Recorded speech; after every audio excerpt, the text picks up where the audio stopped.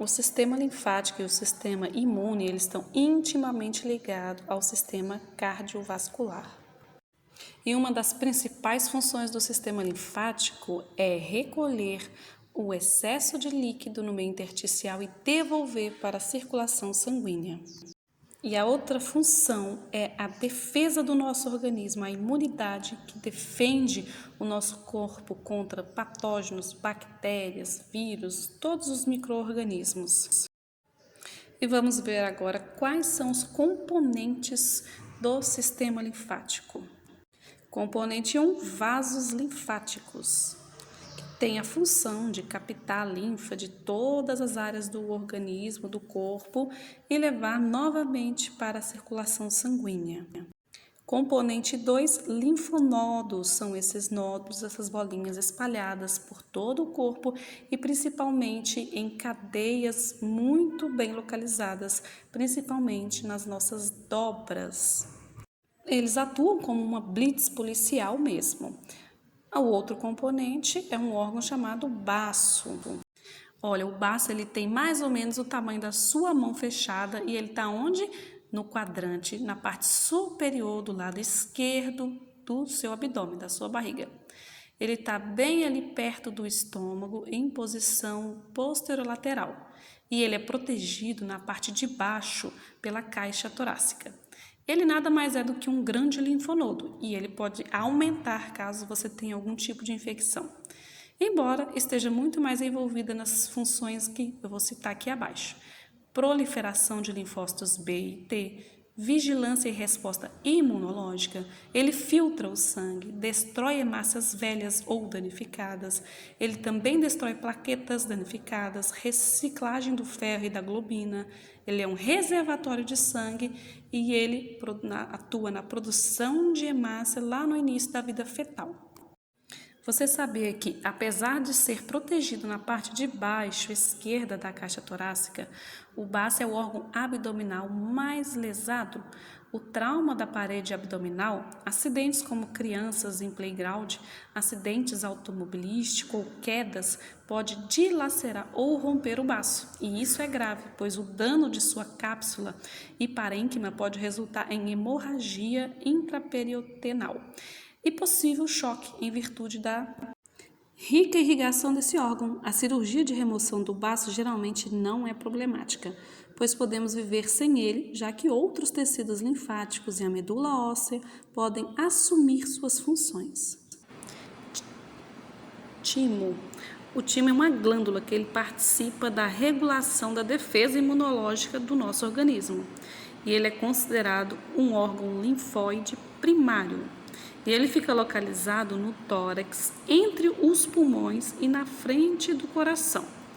Ele muda de tamanho conforme a fase da vida, do nascimento à adolescência. O timo atinge uma média de 40 gramas.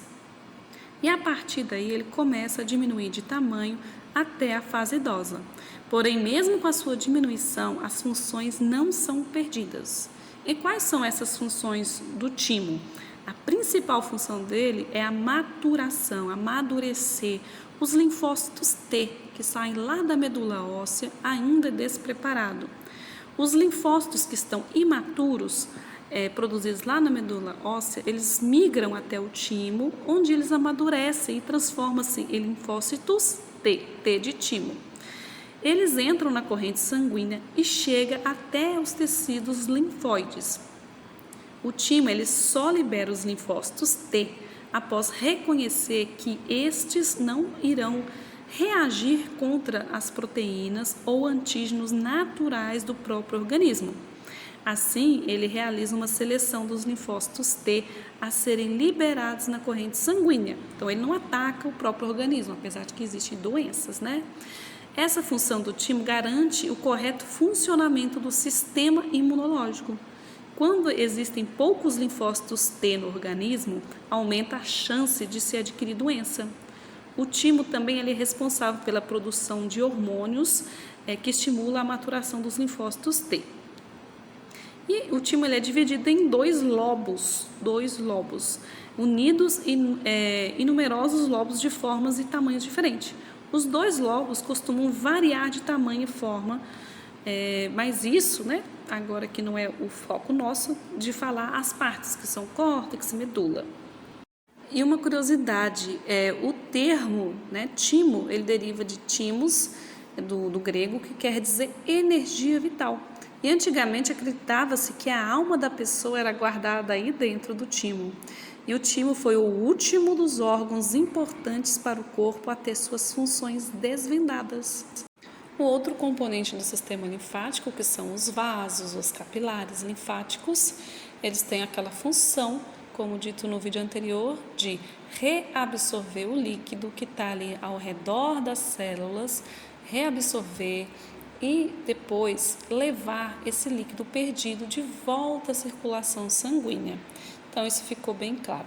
E os vasos linfáticos, eles começam como capilares bem fininhos e vão aumentando de tamanho. Conforme eles aumentam de tamanho, também vão mudando o nome, tá? Quando esses vasos eles saem do linfonodo, eles se juntam, convergem e formam o que a gente chama de troncos linfáticos. E esses troncos drenam grande parte do nosso corpo e nós possuímos 5 troncos principais. E esse par de troncos que se situa aí ao redor da aorta, na parte inferior do abdômen, é responsável por captar toda a linfa dos membros inferiores e uma parte aí da parede do abdômen. O próximo tronco que nós iremos ver é o tronco intestinal. Ele é um tronco ímpar, situado aí na parede do abdômen, responsável por receber aquela linfa gordurosa da região do estômago, do intestino e outros órgãos aí digestórios. E vamos para os troncos broncomediastinais.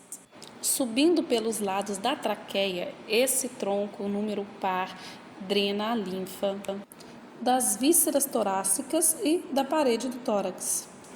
Troncos subclávios, localizado aí perto da base do pescoço, recebe a linfa dos membros superiores e também drena a parte inferior do pescoço e a parte superior do tórax.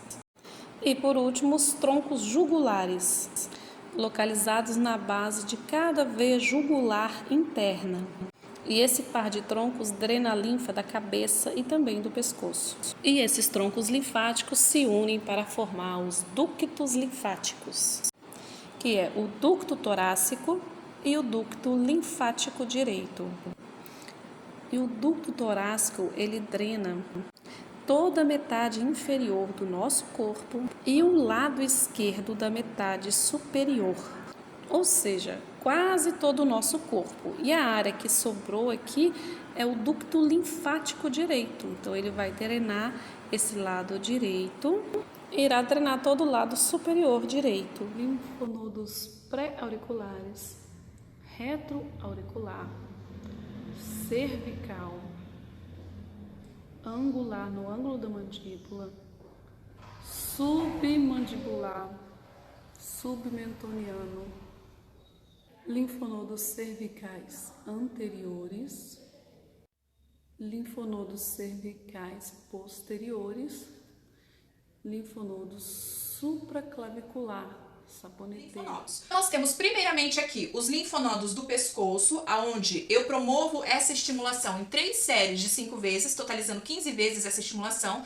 Quando nós fazemos o pós-operatório, esse estímulo aumenta até 40 vezes. Então é bem diferente a drenagem linfática clássica para a drenagem linfática pós-operatório. Depois nós temos aqui a clavícula. Então, acima da clavícula, vulgarmente a gente chama de saboneteira, mas é a região supraclavicular, nós também fazemos a estimulação ou bombeamento ou esvaziamento dessa linfa através dos linfonodos. Também vamos fazer esta mesma estimulação. Na região intermamária também fazemos a estimulação. Na região axilar também nós temos aqui, então nós vamos fazer a estimulação na região da axila. Nós vamos trabalhar também acima da crista ilíaca, nos linfonodos suprailíacos também a estimulação dos linfonodos. Na região inguinal externa, vocês podem perceber as bolinhas aqui no desenho do macacão, e na região inguinal interna, na região do poplíteo, que é atrás do joelho, e também na região maleolar.